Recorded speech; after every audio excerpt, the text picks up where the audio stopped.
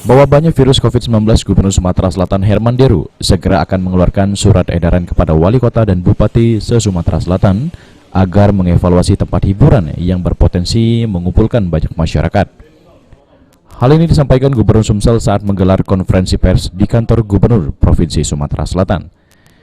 Herman Deru menambahkan agar warga Sumatera Selatan menjaga kesehatan dengan menjaga asupan makanan yang baik, termasuk perlindungan saat beraktivitas seperti memakai masker dan lain-lain.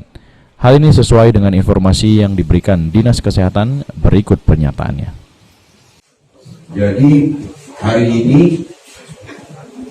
saya akan juga buat surat edaran ke Bupati Wali Kota untuk mengkoreksi atau mengevaluasi tempat-tempat termasuk tempat hiburan yang berpotensi menyebarkan virus ini.